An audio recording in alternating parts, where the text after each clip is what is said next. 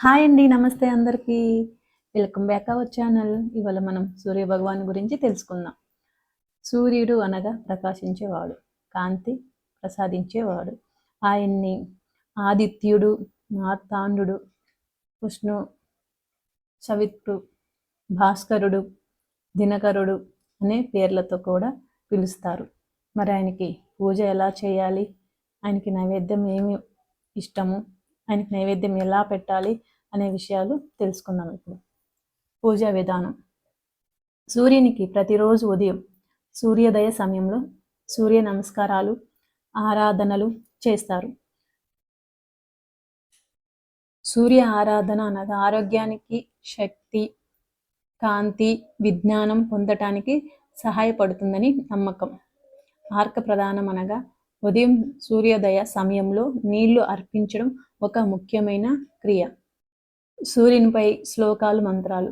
ఆదిత్య హృదయం రామాయణంలో అగస్త్య ముని శ్రీరామునికి చెప్పిన అత్యంత శక్తివంతమైన స్తోత్రం.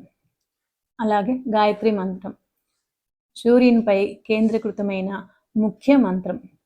ఓం భూర్భువస్వః తస్సవితుర్వరేణ్యం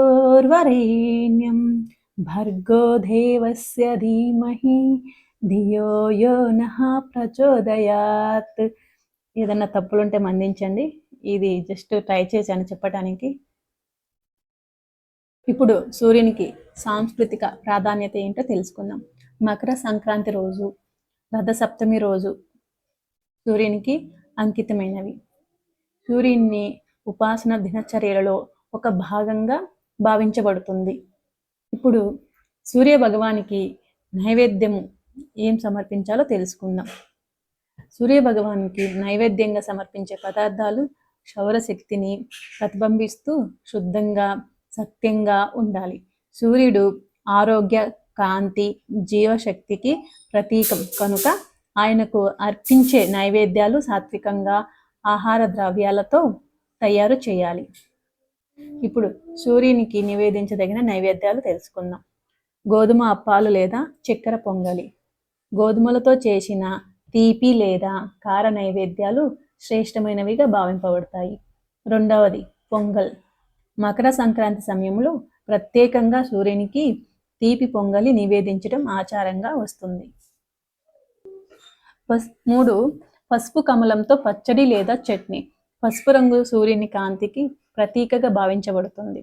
4. పెసరపప్పు పాయసం. శుద్ధంగా మరియు హల్వా వంటి స్వీట్లు, పాయసాలు సూర్యునికి సమర్పిస్తారు. 5. అరటి పండ్లు, ఎండిన ద్రాక్ష, ఖర్జూరం వంటి పండ్లు. పండ్లు ఎల్లప్పుడూ స్వీకరమైనవి నైవేద్యాలు. 6.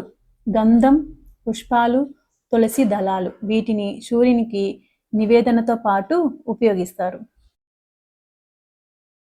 ఇప్పుడు సూర్యునికి నైవేద్య సమర్పణ ఎలా చేస్తారో తెలుసుకుందాం.